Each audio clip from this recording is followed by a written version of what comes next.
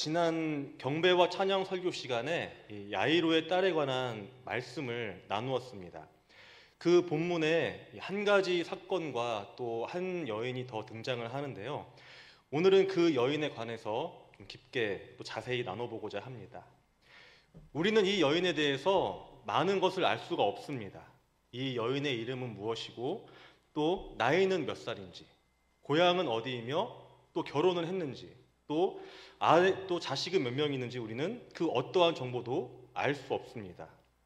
그런데 한 가지 분명히 알 수 있는 것이 있습니다. 그것은 바로 이 여인은 지금 굉장히 아프다는 것입니다. 그것도 하루 이틀이 아니라 12년이나 병마와 싸워왔습니다. 12년, 참 긴 시간입니다. 이 시간 동안 그녀는 어떤 세월을 보냈을까요? 가만히 있지 않았을 것입니다. 할 수 있는 것은 다 해봤을 것입니다. 전국에 있는 유명한 의사도 찾아가 보고 또 좋다는 약도 다 먹어봤을 것입니다. 용하다는 점쟁이가 있다는 말에 찾아가 보기도 하고 굿도 버렸을지도 모르겠습니다. 그런데 그 무엇도 그녀의 병을 낫게 하지 못했습니다. 오히려 병세만 더 나빠졌고 재산도 다 탕진했습니다. 이 여인은 어떤 병에 걸렸기에 이렇게 고통을 받는 것일까요? 그 병의 이름은 혈우병입니다. 피가 나면은 멈추지 않는 병입니다. 왜 피가 나는지도 모르고 또 언제 멈추는지도 알 수 없는 그런 병입니다. 이 여인은 이 병으로 인해서 육체적으로, 또 영적으로, 사회적으로, 경제적으로 고통받았습니다. 첫째로 육체적인 고통입니다. 이 피는 생명입니다. 피가 계속 흘러내린다는 것은 이 생명이 점점 죽어가는 것입니다. 이 여인은 언제 멈출지 모르는 피를 계속 흘리고 있는 그 고통 가운데에 자신은 언젠가, 아니 곧 죽을지도 모른다는 두려움을 가지고 살아갈 수밖에 없었습니다. 이 두 번째로는 영적인 고통입니다. 이 혈우병에 걸린 사람은 피를 흘린다 하여서 부정하다 여김을 받았습니다. 그리고 부정하다 여김을 받은 사람은 무엇보다 성전에 갈 수 없었습니다. 이 여인에게 있어서 정말 중요한 것은 영적인 갈급함, 곧 하나님과의 교제였습니다. 예배하면서 하나님을 찬양하고 또 하나님과 교제하고 싶은데 그 길이 막혀버리니 영적으로 메말라 갔습니다. 육체의 생명이 점점 죽어가듯 영적인 생명 역시 말라가고 있었습니다. 세 번째로는 사회적인 고통입니다. 부정한 사람은 다른 사람들과 어울릴 수 없었습니다. 그래서 그녀는 다른 사람들과 함께할 수 없었습니다. 심지어 가족과도 또 사랑하는 친구들과도 함께할 수가 없었습니다. 모든 사람들과 멀어진 것이죠. 철저히 고립된 삶을 살아가게 된 것입니다. 경제적으로는 어땠을까요? 병을 고치기 위해서 의사들을 만나고 약을 먹고 할 수 있는 모든 것을 하느라 이 가난을 피할 수 없었습니다. 오늘날에도 오랜 기간 병마와 싸우면 병원비가 많이 드는데 그 옛날에는 어땠을까요? 몸도 죽어가고 또 영적으로 메말라 갑니다. 사회적으로 고립되고 가난하게 되었습니다. 그런데 여기서 끝이 아닙니다. 그녀에게는 더 큰 고통이 있었습니다. 바로 이 절망이라는 큰 고통입니다. 사랑하는 성도 여러분, 이 절망은 왜 찾아오는 것일까요? 그리고 이 절망이라는 것은 과연 무엇일까요? 먹을 것이 없으면 절망일까요? 입을 것이 없으면 절망일까요? 돈이 없거나 비싼 집에 살지 못하면 그것이 절망일까요? 몸이 아픈 것도 어떻습니까? 아닙니다. 절망이라는 것은 이 희망이 없는 것입니다. 몸이 아파도 또 가진 것이 없어도 희망이 있으면 일어날 수 있습니다. 모든 것이 끝났구나 싶었을 때에도 저 멀리 이 작은 빛이 보인다면 그 빛을 보며 조금씩 나아갈 수 있습니다. 그런데 이 희망이 없으면 일어날 수도 없고 나아갈 수도 없는 것입니다. 이 여인은 그 희망이 없었다는 것이죠. 절망의 구렁텅이에 빠져서 헤어나오지 못하고 있습니다. 혹시 이 여인과 같은 상황에 놓인 분 계신가요? 희망이 보이지 않는 그 상황, 어려움 속에 처해 계십니까? 어떤 문제이며 또 그 문제를 해결하기 위해서 어떤 노력을 하셨는지요? 소망 없이 그저 하루하루 버티고 계신지는 모르겠습니다. 그렇다면 이러한 절망에 대한 답은 없는 것일까요? 그저 하루하루 버티듯이 이 여인처럼 죽지 못해 살아가야 하는 것일까요? 우리는 이 여인이 어떻게 되었는지 잘 알고 있습니다. 이 여인은 아파하다가 삶을 마감하지 않았습니다. 이 여인은 소망을 찾았습니다. 소망을 찾았고 거기서 끝이 아니라 병도 나았습니다. 이 여인에게 무슨 일이 있었을까요? 26절, 27절 다시 한번 읽겠습니다. 많은 의사에게 많은 괴로움을 받았고 가진 것도 다 허비하였을 때 아무 효험이 없고 도리어 더 중하였던 차에 예수의 소문을 듣고 무리 가운데 끼어 뒤로 와서 그의 옷에 손을 대니. 이 여인은 할 수 있는 것은 다 해봤습니다. 하지만 병을 고칠 수 없었습니다. 그래서 너무 절망하면서 다 포기하려고 했던 바로 그때에, 모든 것을 내려놓으려고 하는 바로 그때에 한 가지 소문을 듣게 됩니다. 귀신 들린 자가 고침을 받았다. 중풍병자가 걷게 되었다. 나병 환자가 깨끗하게 되었다. 손 마른 자가 손이 펴졌다.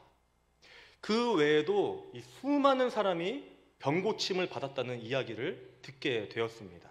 그리고 이 소문들에는 한 가지 공통점이 있었습니다. 그것은 바로 이 절망 가운데 있던 사람들이 한 사람을 만나고 희망을 찾고 나음을 받았다는 것입니다. 바로 예수님입니다. 이 여인은 지난 12년간 얼마나 많은 소문을 들었을까요? 옆 동네에 용한 의사가 있다더라. 옆집 아무개가 뭘 먹었더니 병이 나았다더라.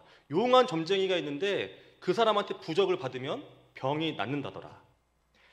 병이 나을 수 있는 기대를 하게 하는 소문을 듣는 것이 사실은 이번이 처음은 아니었을 것입니다. 그런데 어떤가요? 할 수 있는 건 다 해보았는데 여전히 그대로입니다. 이제는 더 하고 싶은 의욕도 없고 더 하고 싶은 힘도 없을 것입니다. 그런데 뭔가 이번에는 다르다는 것이죠. 이 예수님에 대한 소문을 듣자 그녀에게 한 가닥 빗줄기가, 이 아주 작은 희망이 조금씩 생기기 시작합니다. 그런데 이 부분에서 우리가 한번 생각해 볼 것이 있습니다. 12년 동안 아팠던 이 여인, 병이 낫기 위해서 정말 뭐든지 다 해본 이 여인이 그저 예수님에 대한 소문을 한두 번 듣고 나서 희망이 생겼을까요? 예수님을 만나야겠다 결심했을까요? 이 소문 몇 번 듣고 예수님을 만나야겠다 마음 먹지는 않았을 것입니다. 그런데 어떻게 그녀는 예수님을 만날 결심을 하게 된 것일까요? 우리가 이 어디에 관심이 있느냐, 어디에 관심을 두느냐에 따라서 우리의 마음도 그곳에 가기 마련입니다. 이 여인 또한 마찬가지입니다. 이 예수님에 대한 이야기를 듣고 또 조금씩 이 관심이 생기다 보니까 이 예수님에 관한 이 마음이 더 커지고 이 사모함이 생기기 시작하게 된 것입니다. 그러다 어느 날 이 마음 속에 이 예수님이 복음으로 들어오게 된 것이죠. 기쁜 소식이 되었고 이 예수님에 대한 믿음이 생기게 되었을 것입니다. 사실 이 여인이 살던 그 당시에 모든 사람이 예수님의 소문을 듣고 이 여인처럼 반응한 것은 아니었습니다. 그분이 베푼 기적에 관한 이야기를 듣고도, 또 그분이 하나님의 아들이라는 그 이야기를 듣고도 모든 사람이 예수님을 믿지는 않았습니다. 믿는 것은 둘째치고 예수님에 대해서 관심도 없거나 심지어 예수님을 미워하고 또 혐오하는 사람들도 있었습니다. 그렇다면 어떤 사람들이 이 예수님에게 관심을 보였을까요? 어떤 사람들이 예수님을 만나고 싶어 했을까요? 바로 이 절박한 상황 가운데 있는 사람들입니다. 고통이 삶 속에 찾아왔기 때문에, 이 희망이 없는 절망이 가득한 삶을 살기 때문에 하나님을 찾을 수밖에 없는 사람들, 바로 그런 사람들이 예수님에 대한 소문을 듣고 반응하기 시작했습니다. 예수님은 말씀하십니다. 심령이 가난한 자는 복이 있나니. 심령이 가난한 자, 심령이 찢어지게 가난해서 정말 하나님밖에 없음을 깨닫는 자에게는 복이 있다라고 합니다. 그 복이란 돈이나 건강, 권세와 같은 이 세상의 것을 의미하지 않습니다. 심령이 가난한 자에게 주어지는 복, 하나님밖에 없음을 믿고 하나님밖에 없음을 인정하는 그 자에게 생기는 복이라는 것은 그때 비로소 하나님의 말씀이 들리고 하나님을 찾으며 내가 하나님의 사람이라는 것을 깨닫게 되는 것입니다. 하나님이 나와 함께 하심을 믿고 살게 되는 것, 그것이 바로 복입니다. 고난 가운데에 또 아무런 희망을 찾지 못하는 절망 가운데 있을 때 예수님을 진정으로 찾는 사람들은 바로 그때에 예수님을 만나게 되고 또한 문제를 해결받습니다. 말씀을 준비하면서 사실 이 여인과 좀 비슷한 사람이 생각이 났습니다. 제 개인적인 이야기를 하는 게 조금 죄송스럽기도 하는데요. 바로 제 아내입니다. 저와 아내는 약 7년 전에 결혼을 했는데 결혼한 지 얼마 되지 않아서 제가 교회에 있을 때 전화를 받게 되었습니다. 아내가 응급실에 가게 되었다는데 제가 서둘러서 병원에 가봤는데 이제 병원에서는 아내가 뇌경색에 걸렸다고 이야기를 하더라고요. 근데 더 가슴이 아팠던 것은 이제 아이를 가질 수 없게 되었다는 것입니다. 왜냐하면 이제 임신을 해서 무리를 하거나 이 출산을 하다가 머리에 피가 쏠릴 수도 있기 때문입니다. 이 머리에 피가 쏠리게 되면은 뇌혈관이 막혀서 온몸이 마비가 되거나 죽을 수도 있는 것이죠. 그때 제가 처음으로 이 절망이라는 것을 경험을 했습니다. 제가 사실은 성격이 되게 묻어나는 편입니다. 잘 이렇게 일희일비하지 않는 스타일인데 아내 앞에서는 그렇게 울지 않았지만 제가 속으로 얼마나 이렇게 울었고 또 얼마나 슬펐는지 모르겠습니다. 한동안 정말 아무것도 할 수 없었습니다. 그런데 그때 바로 예수님이 희망이 되어 주신 것이죠. 이 컴컴한 어둠 가운데 빠져있던 저희 가정에 주님이 함께 하셨고 또한 주님이 빛이 되어 주셨습니다. 그러자 어떻게 되었을까요? 제 아내는 거의 완쾌되었고 하나가 아닌 하나님은 쌍둥이를 우리 가정에 주셨습니다. 이 사실은 제 안에 이 교만함과 자존심이 너무나 많았습니다. 꽉 차 있었습니다. 이만하면 됐지, 나 정도면 됐지. 그래서 그런 것 때문에 정작 주님을 알기는 했지만 믿기는 했지만 주님을 깊게 만나지는 못했습니다. 하지만 이 고난을 통해서 내 힘으로 할 수 없는 것을 깨달았기 때문에 하나님 앞에 엎드릴 수밖에 없었습니다. 이것은 사실 예수님을 만난 사람들의 공통점이기도 합니다. 삶 속에서 예수님을 우연히 만나는 것이 아니라 정말 고통을 통해서 성숙해지고 또 모든 것을 내려놓았을 때 그때의 절망 가운데 희망이 되신 하나님 또 희망이 되신 예수님을 볼 수 있게 되는 것이죠. 이 성도 여러분은 어떻습니까? 지금 이 주님을 담을 공간이 있으십니까? 주님은 나를 만나기 위해서 이 문 밖에서 기다리고 계시는데 내가 너무 바빠서 내가 너무 생각이 많아서 내가 너무 가진 것이 많아서 그것들을 내려놓지 못해서 주님을 만나지 못하고 계시는 것은 아닌지요.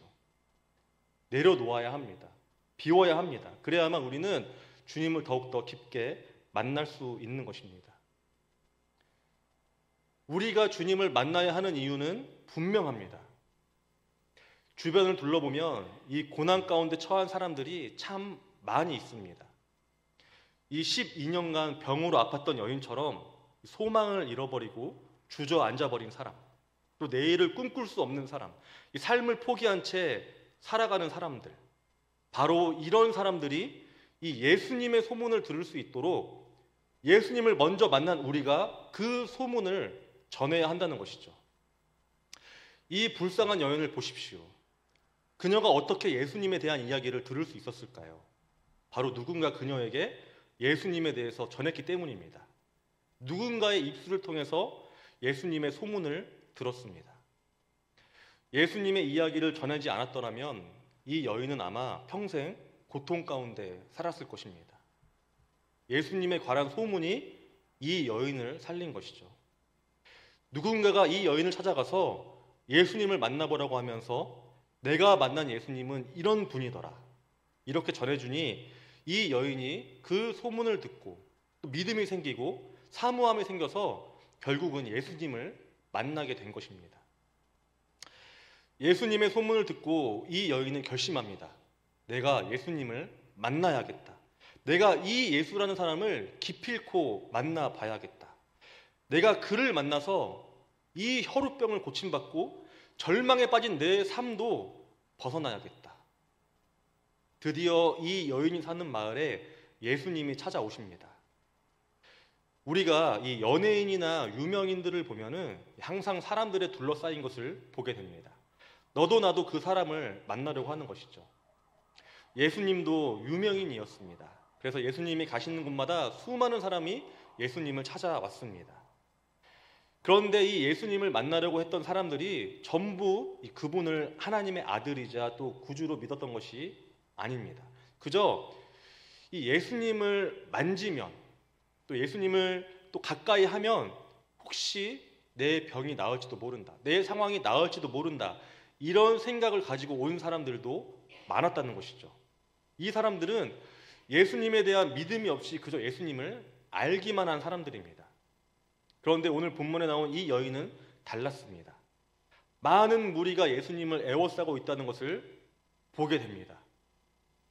말씀을 보면은 이 여인이 무리 사이에 숨어 있다가 예수님의 옷을 이렇게 만졌다라고 이제 볼 수 있는데요. 이 여인은 이 자리에 있는 것 자체로도 목숨을 건 것이었습니다. 율법에 의하면은 이 여인은 두 가지 죄를 지었습니다. 하나는 부정한 상태인 사람은 이 사람들 앞에 나서면 안 되지만 그녀는 지금 군중들 사이에 서 있습니다. 그리고 다른 하나는 이 다른 사람의 몸에 손을 댄 것입니다. 만약에 군중의 눈에 띄었더라면 이 여인은 돌에 맞아 죽었을지도 모릅니다. 그리고 이 예수님의 옷에 몸에 손을 댔다는 것은 예수님에게 부정함을 옮길 수도 있는 것입니다. 그런데도 이 사람들 사이에 있었던 것, 그리고 예수님의 옷자락을 만진 것은 이 여인이 얼마나 갈급했는지를 보여주고 있는 것입니다. 예수님의 옷자락을 만진다는 것은 이 여인에게 있어서 마지막 소망이었습니다. 내가 이 자리에서 이 설령 돌에 맞아 죽더라도 내가 꼭 예수님을 만나야겠다. 그 갈급함이 이 여인을 담대하게 만든 것이죠. 목적이 분명했고 또 간절했습니다. 예수님께 나아가 병 고침을 받아야겠다 결심했습니다. 28절 말씀에 보면 내가 그의 옷에만 손을 대도 구원을 받으리라 생각함일러라 라고 합니다. 생각함일러라. 낯선 표현이죠. 이 새 번역에서는 생각하고 있었다라고 합니다. 그러니까 이 여인은 계속해서 생각을 한 것입니다. 예수님의 옷에 손을 대면 병이 나을 수도 있겠지 이렇게 한 번 생각한 것이 아니라 예수님에 대한 소문을 들은 그 순간부터 예수님을 사모하고 예수님에 대한 믿음이 생긴 그 순간부터 항상 그녀의 머릿속에는 내가 예수님의 옷에 손만 대어도 병이 나을 거야. 내가 예수님만 만나도 나는 구원받을 수 있을 거야 라는 이 확신이 그녀에게 있었던 것입니다. 그 확신이 믿음이 되자 그녀는 담대하게 예수님께 나아갈 수 있었던 것이죠.